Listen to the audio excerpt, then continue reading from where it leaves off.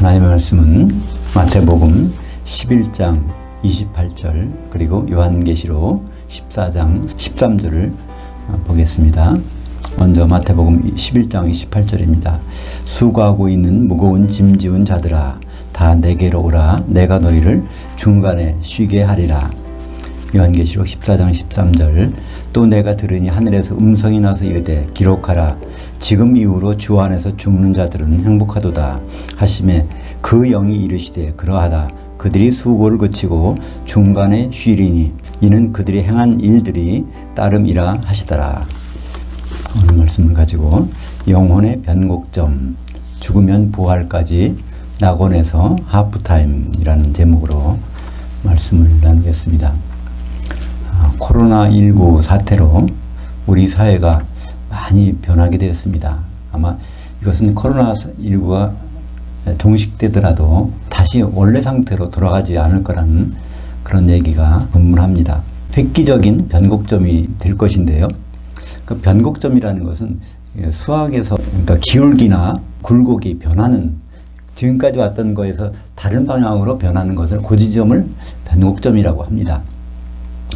그렇다면 우리 인생에서 그런 변곡점이 있죠. 우리가 직장에 다니다가 은퇴한다든가 어떤 병이 걸렸다가 치유한다든가 여러 가지 그런 상황에서도 큰 변환점이 생기는데 가장 큰 변곡점은 무엇일까요? 그것은 죽음일 것입니다. 그러니까 죽는다는 것이 우리가 없어진다는 것이 아니니까 그 전까지는 우리가 이 몸에 들어와서 살고 있는데 이 몸을 떠나서 사는 경험을 하기 시작하는 것이죠. 그것이 이제 가장 큰 변곡점을 맞는 우리의 시기일 텐데 그 변곡점에 대해서 우리가 한번 생각해 볼 필요가 있지 않을까요? 성경에서는 믿는 우리가 어떤 변곡점을 거치게 되는지를 말해주고 있습니다. 고린도전서 15장 19절에 보면 만일 그리스도 안에서 우리 바라는 것이 다만 이 세상의 삶뿐이면 모든 사람 가운데 우리가 더욱 불쌍한 자이리라. 그러니까 이 세상이 사는 걸 끝난다면 변곡점이 없이 끝난다면 그걸 가지고 바라면 우리가 참 불쌍하다는 거예요. 왜냐하면 변곡점 너머에 새로운 삶이 있는데 그 부분이 아주 우리에게 중요하다는 말씀입니다. 그래서 이 세상의 삶은 참 기쁘고 즐거울 때도 있죠. 그러나 그렇지 않은 시간들, 힘들고 어려운 기간들이 훨씬 많은 것을 저뿐 아니라 다 경험하시고 동의하실 것입니다. 그 예수님의 제자가 됐어도 그런 삶은 더 힘들다고 그래요. 예수님이 직접 말씀하셨거든요. 마태복음 11장 28절에 수고하고 무거운 짐진 너희여 다 내게로 오라. 내가 너희를 중간에 쉬게 하리라. 이거는 길 가는 사람 아무나 되고 하는 얘기가 아닙니다. 너희 사도들 앉혀놓고 하는 얘기입니다. 너희들 지금 수고하고 있는데 무거운 짐을 지고 있잖아. 그것은 예수님 오기 전이 아니라 예수님에게 온 상태에서 이 말씀하고 있는 것입니다. 근데 다 내게로 오라. 여기서 내게 오라는 것은 내게로 걸어오라는 얘기가 아닙니다. 이 번역이 좀 제대로 안 됐는데 이 오라는 단어는 헬라어로 듀테라고 해서 자 여기 주목해봐. 이제 내 말 좀 잘 들어봐. 그런 뜻입니다. 그러니까 내게로 오라는 것은 자, 내 말에 주목해봐. 그런 뜻이죠. 무슨 중요한 말씀을 이제 사도들에게 제자들에게 하시는 것입니다. 그 중요한 말씀이 내가 너희를 중간에 쉬게 하리라. 우리말 번역에는 중간이라는 말이 없습니다. 물론 영어 성경에도 없고 다른 모든 번역에는 이런 것이 그냥 쉼이라는 말로 끝나서 예수님한테 오면은 모든 것이 편하고 쉰 것으로 착각하고 사는데 그렇게 살다 보면 근데 예수를 믿었는데 열심히 믿었는데 신앙생활은 나름대로 잘했는데 내게 어떻게 쉼이 없고 맨 힘든 일만 생기지? 이렇게 오해할 수가 있습니다. 근데 이 말씀은 이미 제자 생활을 하는 우리들도 거기 포함됩니다. 우리들에게 하신 말씀일 수도 있습니다. 쉼을 주겠다는 말씀입니다. 영어로 하면 이것이 하프타임이죠. 헬라 원어로 하면 명사는 아나파우시스, 동사는 아나파우어. 이때 아나라는 것은 중간이라는 뜻이고 파우시스는 쉰다는 쉼, 파우어는 쉰다 동사입니다. 그러니까 아나파우시스라는 그 말은 중간에 쉬는 것이니까 중간에 쉬면 그 다음에는 후반전이 있다는 얘기입니다. 그러니까 예수님이 이 말씀 가운데는 인생에는 전반전이 있고 그 다음에 하프타임이 있고 후반전이 있다는 말씀이죠. 근데 이 하프타임이 도대체 어느 때 있는 것인가? 그런 것은 요한계시록 가서 밝혀졌습니다. 바로 요한계시록 14장 13절에 후반절에 보면 주 안에서 죽는 자들은 행복하도다 하시매 그 영이 이르시되 그들이 수고를 그치고 중간에 쉬리니 아나파우오 이는 그들이 행한 일들이 그 뒤에 따름이니라. 그러니까 하프타임 뒤에 후반전이 있을 것이라는 걸 말씀하셨는데 이 하프타임은 죽는 순간부터 하프타임이라는 것이죠. 이제 주 안에서 죽는 자들은 살았을 때는 하프타임이 우리는 없다는 것입니다. 죽는 순간부터 이제 하프타임을 갖게 되는데 그것은 그 쉬고 나면 그 다음에 후반전에서 주님과 함께하는 그 시간들이 있다는 것입니다. 그 약속하신 하프타임은 죽음과 부활 사이에, 그래서 오늘 제목이 영혼의 변곡점, 죽음과 부활 사이에 있는 하프타임. 그 하프타임을 어디서 맞을 것인가? 그것이 바로 성경에서 우리에게 말씀해주고 있는 것입니다. 보통 예수 믿으면 죽어서 천국 간다는 말씀이 보통 많이 하게 되죠. 듣게 됩니다. 특히 믿는 자들이 장례식에 가면 반드시 그런 말이 나오죠. 그죠? 누구누구는 지금 천국에 가서 하나님 품에 안겼습니다. 이런 말씀을 많이 듣게 됩니다. 그건 뭐 대동소이하게 그런 말씀이 나오게 되는데요. 근데 성경에는 죽어서 천국 간다는 말씀이 없고요. 살았을 때 천국에 들어오라는 말씀만 있습니다. 그죠? 천국은 뭐 어떻게 들어갑니까? 거듭나서 들어가는 거죠. 영이 살아나서 천국에 들어가는 것인데 천국이라는 원래 성경의 용어는 하늘들에 있는 왕국. 그러니까 하늘들에는 하나님 아버지가 계시니까 하나님 아버지의 통치를 받는 그 자리가 천국인 것입니다. 예, 같은 자리에 있지만 하나님 아버지의 통치를 받고 싫다. 그럼 천국을 나가 있는 것이고요. 그래서 천국이라는 것은 지금 우리가 사는 동안에 하나님 아버지의 통치를 받으며 우리가 무엇을 해야 되는데 그것을 못했을 때 그 다음에 이제 하프타임과 후반전에 그 결과가 나타나게 되는 것입니다. 믿는 자들이 과연 죽어서 어디 가는 것일까요? 그것은 예수님이 직접 말씀해 주셨어요. 예수님이 십자가 지셨을 때 그 양쪽에 강도가 달려 있었죠. 한쪽 강도는 예수님을 오히려 책망합니다. 근데 그 다른 강도는 예수님께 그래요. 주님이 나라가 임할 때, 천년왕국이 임할 때 나를 좀 기억해 주세요. 그랬더니 주님이 그때까지 갈 필요가 없다는 거예요. 내가 오늘 나와 함께 낙원에 있으리라. 그 말씀이 십자가 달렸을 때는 오전 9시부터 오후 3시까지입니다. 근데 유대인의 달력에서는 유대인의 시간들은 오후 6시가 되면 해가 지면은 하루가 바뀌거든요. 그러면 오늘 6시 전에 네가 낙원에 있을 거야. 그러니까 죽은 사람은 주님 안에서 죽은 사람은 어디에 간다고요? 그건 낙원에 갑니다. 그 낙원이라는 것은 우리의 영원한 안식처가 아닙니다. 하프타임을 가는 것이죠. 거기서 기다렸다가 이제 주님이 오실 때 그때 주님을 만나서 그 다음부터 천년왕국인지 천년 동안 다른 곳에 가는지 그것이 결정되는 것입니다. 그렇게 이 세상의 삶은 잠시 우리 영혼이 육체 속에 들어와 살고 있는데 육체를 벗어나는 것을 죽음이라고 합니다. 지난 주간에 저희 장인께서 돌아가셨는데 14년 전인가 시신기증을 그걸 하셨어요. 서류를 하고. 그러니까 세브란스 병원에 내가 죽으면 거기 시신을 기증해달라. 그걸 하고 돌아가셨는데 왜 그렇게 할 수가 있었을까요? 이 몸이라는 것은 이제 영혼이 들어와서 살다가 이제 때가 되면 이거를 버리고 이사 가는 것이기 때문에 그게 생각이 분명하다면 이것이 무덤이 어떻게 될까, 거기에 사태가 나서 없어지면 어떻게 되나, 나중에 부활할 때 이 몸은 어떻게 되나, 그런 생각을 할 필요가 없다는 거예요. 이거는 영원히 흙으로 돌아가는 것이고, 그때 이제 주님이 오셔서 부활할 때는 새로운 영의 몸을 입혀주셔서 그때 주님을 만나는 것이니까, 그런 생각이 뚜렷하다면 시신기증이라는 것은 할 수가 있는 것이죠. 시신기증을 하게 되면 그 시신을 갖다가 냉동실에 넣어가지고 그거를 다 토막토막 잘라가지고 분해해서 연구하고 실험하고 그러다가 그것이 다 끝나면 1년이나 2년 정도 끝나면 실험이 다 끝났다 해서 그걸 다시 조각조각 낸 것을 다시 붙여가지고 시신 만들어서 자손들에게 이걸 어떻게 할 것인가 묻는다고 합니다.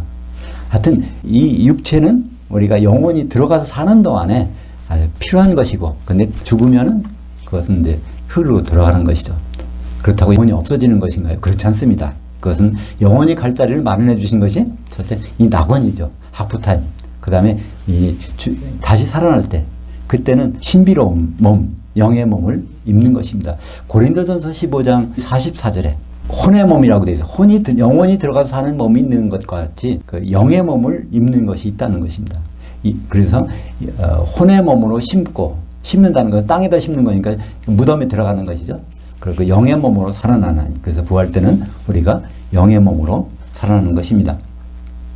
그것이 고린도전서 15장 51절과 52절에 보면 마지막 나팔에, 일곱째 나팔에 순식간에 호련히 다 변화되리니 나팔 소리가 나매 죽은 자들이 썩지 아니할 것으로 다시 살고 우리도 어떻게 영의 몸으로 변화되리라. 예수님이 다시 오실 때 우리는 영의 몸을 입은 채로 공중에서 주님을 만나게 됩니다. 주님도 만나지만 우리도 다 같이 만나는 거예요. 그죠? 그때는 다 그리스도 안에서 죽은 사람들은 다, 그러니까 예수님 오신 다음 이후의 사람들이지 이전 사람들은 아브라함이나 뭐 이삭이나 야곱이나 뭐 아담까지도 그때는 공중에 못 올라가, 영의 몸을 그때는 입지 못해요. 그들은 언제 입습니까? 요한계시록 20장 13절에 보면 사망과 음부가 죽은 자들을 내어주면서 천년왕국이 지난 다음에 그때 비로소 그들이 또 영의 몸을 입고 심판을 받게 되는 것입니다. 그래서 데살로니가전서 4장 16절에 보면 주께서 호령과 천사장의 음성과 하나님의 나팔로 친히 하늘로부터 강림하시리니, 그리스도 안에서 죽은 자들, 예수 믿는 자들이 다 살아나고 그때까지 살아있던 자들도 뒤따라서 영의 몸을 입고 공중에서 영접하게 되는데, 그래서 주님이 우리를 만나주신다는 것입니다. 근데 예수님은 왜 재림하실까요? 한번 가셨으면 끝이지 재림하실까요? 궁금하지 않습니까? 근데 예수님이 재림하셔야 되는 이유가 있습니다. 예수님은 그냥 홀몸이 아니세요. 약혼한 사이란 말이에요. 그러니까 약혼했으니까 그 약혼녀를 만나러 오시는 것입니다. 그것이 고린도후서 11장 2절에 나와 있지 않습니까? 내가 하나님의 열심으로 너희를 위하여 열심을 내노니 내가 너희를 정결한 한 처녀로 한 남편인 그리스도께 드리려고 중매했음이로다. 이미 중매했다는 거예요. 누가? 사도가. 사도들은 역할이 중매쟁입니다. 신랑은 정해져 있고 누구에게? 성도들에게 하는 말씀입니다. 너희를 한 처녀로, 단수거든요. 우리는 각자가 신부 준비해가지고 주님을 만난다고 하는데 그거는 큰 오산입니다. 그럴 수는 없어요. 한 신부가 돼서 주님을 만나야 되는데 그 이유는 이미 약혼, 중매했기 때문에 그렇다는 것입니다. 그러니까 우리는 주님을 맡기 위해서, 신랑을 맡기 위해서 우리가 해야 되는 일은 다명한 것이죠. 그래서 휴고되는 성도들, 주님 오시면 우리가 휴고될 텐데 어떤 사람들은 얘기합니다. 예수 잘 믿어야 들림 받는다 그러는데 그거는 얼토당토한 말이죠. 모든 사람은 다 들림 받습니다. 왜냐하면 고린도후서 5장 10절에 우리가 다 예외 없이 그리스도의 심판대 앞에 나타나게 되어 선악간에 그 몸으로 행한 대로 받으려 함이라. 그 몸이 단수 교회거든요. 예수님 몸을 이루는데 선한 역할을 했느냐 악한 역할을 했느냐. 근데 교회가 뭐죠? 바로 예수님의 아내니까 아내가 될 수 있는 준비를 했느냐 아내가 될 준비를 전혀 안 했느냐, 그거를 따지러 올라가야 됩니다. 그것을 다른 말로 그리스도의 심판대라고 하는 것이죠. 그래서 우리가 예수님 오실 때 공중에 올라가서 있는 방이 있어요. 그걸 성경에서는 신부실이라고 합니다. 마태복음 9장 15절에 나오는 단어인데 그 단어도 우리말 성경에서는 찾아보기가 힘들어요. 그것을 혼인집 손님이라고 번역해놓으니까 어느 집에 혼인 하나보다 예수님이 어떤 혼인을 염두에 두고 어떤 설명을 하신다고 하나보다 다른 사람 말로 알기 쉬운데요. 그것은 우리들의 얘기입니다. 마태복음 9장 15절에 예수께서 그들에게 이르시되, 그들이 제자들, 예수님이 제자들에게 이르시되 신부실 아들들이 신랑과 함께 있을 동안에 슬퍼할 수 있느냐? 그러나 신랑을 빼앗길 날이 이르리니 그때에는 금식할 것이니라.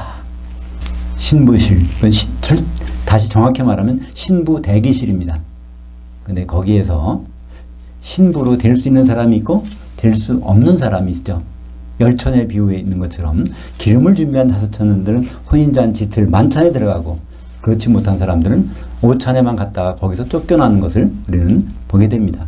그것을 다시 말해서 그것은 금식이라고 했어요. 금식. 식사를 갖지 못하는 겁니다. 예수님과 식사를 못하는 거예요. 1000년 동안. 어디서? 지옥에서. 그게 예수 믿는 사람 가운데 일어나는 것입니다. 왜냐하면 공중에서 주님을 만나는데 공중에 들림받는 사람들은 주 안에서 죽은 사람들이잖아요. 예수 믿는 사람들이잖아요. 근데 올라갔다가 거기서 이제 금식해야 되니까 1000년 동안. 성도들이 예수 믿고 난 예수 믿고 하나님 자녀가 됐다. 그래서 믿음을 고백하면 그 순간부터 하나님의 자녀다. 그래서 축복해주고 이것은 영원히 없어지지 않은 하나님의 은혜라고 생각합니다. 하나님이 자녀된 것을 찬양하고 끝나는데 그건 끝이 아닙니다. 하나님의 아들 된 것, 하나님이 자녀들 된 것은 끝이 아니죠. 방금 전에 본 마태복음 9장 15절에 있는 것처럼 신부실에 다 들어가 있게 되는데 누가? 하나님의 아들들이. 근데 거기서 쫓겨날 사람이 있다는 것입니다. 물론 거기서 혼인잔치 들어갈 사람이 있지만 하나님 목적은 예수님이 결혼입니다. 성경책이 두껍지만 그거를 간단히 요약하면 한마디로 창세기 2장 24절이 하나님의 뜻이 설명된 거예요. 그죠? 창세기 2장 24절은 히브리어로 기록되어 있는데 히브리어 중에서 강력한 그 말하는 사람의 의지를 나타내는 문장의 형태가 창세기 22장 24절의 형태입니다. 그것이 다시 말해서 하나님이 강력한 의지가 그 속에 숨어 있는데 그것은 바로 남자가 부모를 떠나 그 아내와 앞에서 한 몸 결혼하는 것은 반드시 하겠다는 겁니다. 그것을 하나님이 이루시겠다는 것인데 그게 에베소서 5장 31절에 그 내용이 있고 그 다음에 5장 32절에 보면 이 비밀이 크도다. 하나님이 가장 큰 비밀인데 그 비밀이 이루어지는 내용이 성경책 전체에 기록되어 있습니다. 그래서 그 비밀은 드디어 요한계시록 19장에 가면 6절에 하나 전능하신 이가 통치를 끝냈다. 19장 7절에 보면 어린 양의 혼인식이라는 거예요. 그래서 거기에 어린 양의 아내가 한 세마포 옷을 입었는데 19장 8절에 보면 그 안에는 성도들의 의로움들이더라. 성도들이 그 속에 들어가서 하나가 된 성령으로 하나가 된 그 상태가 어린 양의 신부고 그것이 하나님이 계획하셨던 것이 이루어지는 현장인 것입니다. 그래서 우리는 비록 지금 여러 성도들이 있지만 결국 우리의 목표는 하나가 되는 거예요. 사도 바울은 중매쟁이로서 마지막으로 데살로니가전서 5장 23절에 그 내용들을 얘기해 주고 있습니다. 거기 보면 영과 혼과 몸이 나오는데요. 이것이 다 단수입니다. 우리가 한 영으로 한 몸으로 한 생각 혼으로 그렇게 돼야 결혼식에 들어가게 된다는 거예요. 데살로니가전서 5장 23절을 보겠습니다. 평강의 하나님이 친히 너희를 온전히 거룩하게 하시고 또 너희의 온 영과 혼과 몸이 단수입니다. 우리 주 예수 그리스도께서 강림하실 때 흠없게 보존되기를 원하노라. 그러니까 예수님 신랑으로 오실 때 흠없이 신부가 준비되어야 되니까 이것이 사도의 생각입니다. 이거 중매쟁이들의 생각입니다. 그죠? 그래서 이것은 요한계시록 19장 9절에 보면요. 혼인잔치 만찬이라는 얘기 나옵니다. 그죠? 물론 우리말 번역에서는 그게 빠졌지만 혼인잔치가 두 가지가 있어요. 점심 때 하는 혼인잔치가 있고 저녁 때 하는 혼인잔치가 있단 말이에요. 점심 때 하는 혼인잔치는 마태복음 22장에 나오죠. 어떤 사람이 아들을 위해서 혼인잔치를 벌여놨는데 그 오찬을 벌였다고 되어 있습니다. 오찬에는 다 모여야 되는 거예요. 길거리 나가서 다 잡아오는 거예요. 모든 예수 믿는 사람들, 예수님과 관계 맺은 사람들은 다 거기 갑니다. 그러나 그날 저녁에 만찬은 어떻게 됩니까? 예복을 안 입은 사람은 거기서 쫓겨나는 것을 볼 수가 있죠. 그래서 이 만찬, 오찬은 아리스톤, 만찬은 데이프논. 마태복음 22장에는 아리스톤이 나오고 요한계시록 19장 9절에는 데이프논이 나옵니다. 만찬이 나옵니다. 그 만찬까지 가야 되는 것이죠. 그래서 마태복음 25장에 열처녀의 비유 10절에 보면 어떻게 되어 있죠? 그들이 살아간 사이에 신랑이 오므로 준비하였던 자들은 함께 혼인잔치 들에 들어가고 혼인잔치 들이니까 만찬까지 들어간다는 얘기죠. 문은 닫힌지라. 그러니까 기름을 준비하는 자는 오찬만 갔다가 만찬에 못 들어갑니다. 혼인잔치 들이 아니에요. 그런데 기름을 준비한 5처녀들은 만찬까지 가니까 두 개의 잔치에 들어가서 결혼식에 참여하는 것을 볼 수 있습니다. 그러므로 우리는 이 세상의 삶의 목표, 또 어떻게 살아야 올바른가, 그런 자세들, 이것은 성경에서 예수님이 말씀하셨고 또 사도들의 말을 통해서 들어왔습니다. 그것은 아주 명문화되어 있어 성경으로 고칠 수가 없대 이렇게 정해져 있단 말이에요. 이것이 우리가 걸어야 될 인생의 길입니다. 이 인생은 죽음으로 끝나는 것이 아니기 때문에 그것은 어디까지나 전반전이고 하프타임이 기다리고 있고 그 뒤에는 영락없이 후반전이 있기 때문에 그렇습니다. 그래서 이 그리스도의 심판대, 혼인잔치 바로 전에 그리스도의 심판대가 있는데 그리스도의 심판대는 다른 거 심판하는 것이 아니에요. 생명책에 이름이 있나 없나 그거 보는 게 아닙니다. 그거는 천년왕국 후에 보는 거고요. 그리스도의 심판대에서는 혼인잔치를 앞두고 혼인잔치에 들어갈 신부 자격이 있는지 될 자격이 없는지 그 자격은 단 한 가지, 기름이 준비되어 있는지 안 되어 있는지 이것만 보는 것이 그리스도의 심판대입니다. 그래서 기름이 준비 안 된 사람들은 영벌에, 기름이 준비된 사람들은 영생에 들어가리라. 그것이 마태복음 25장 46절에 그들은 영벌에 의인들은 영생에. 그들은 누굽니까? 염소 새끼들은 영벌에, 양들은 영생에 들어가리라. 성경에서 영생, 영원한이라는 단어가 번역을 제대로 한다면 좀 다른 뜻이에요. 우리말의 영원한은 끝이 없는 것이 영원한 것입니다. 그러나 성경에서 영원이라고 번역되는 것은 명사는 아이온이고 형용사는 아이온 이오스입니다. 그 아이온이라는 건 시대예요. 어떤 시대, 우리도 역사적으로 보면 고려 시대가 있었고 뭐 조선 시대가 있었고 뭐 이런 시대가 나눠지듯이 성경의 영적인 이 시대도 바로 예수님이 지금 안 계신 세대, 이 세상 시대죠. 그러나 예수님 오셔서 통치하는 시대, 천년왕국 시대, 이것이 갈라지는 것입니다. 그러니까 한 시대, 이 세상이 가고 다음 시대에는 바로 예수님이 왕노릇하는 천년왕국이잖아요. 그러니까 그 시대를 얘기하는 것은 항상 기간이 얼마일까요? 1000년입니다.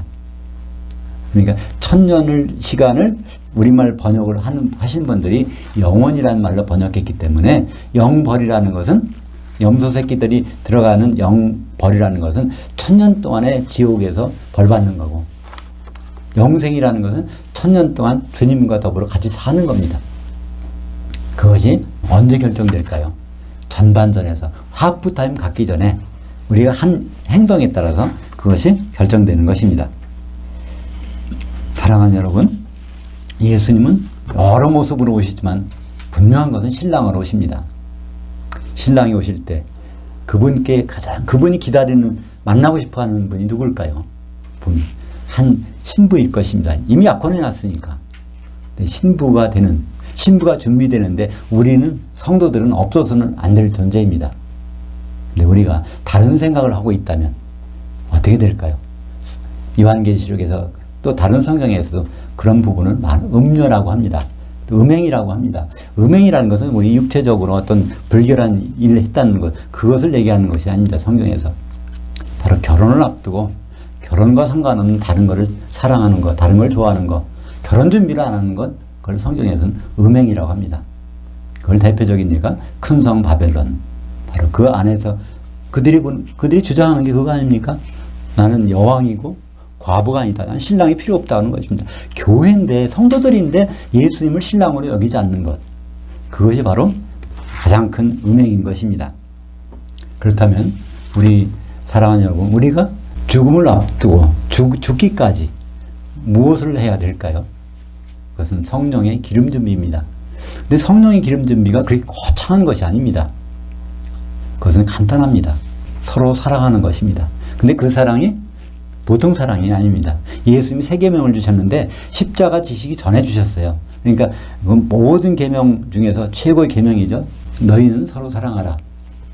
내가 너희를 사랑한 것 같이 너희는 서로 사랑하라. 첫째, 대상이 있습니다. 우리가 사랑할 대상은 아무나 사랑하는 것이 아니에요. 거기 십자가 질 때는 다른 제자들은 다 없어지고 주님의 사랑하는 제자들만 남았습니다. 제자들끼리 서로 아가페 사랑으로 사랑하는 거예요.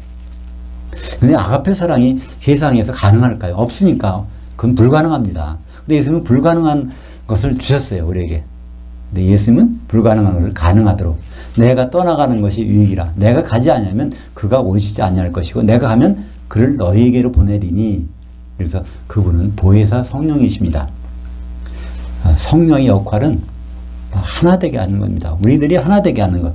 에베소서 4장 3절에 평안에 매는 줄로 성령이 하나 되게 하심을 힘써 지키라.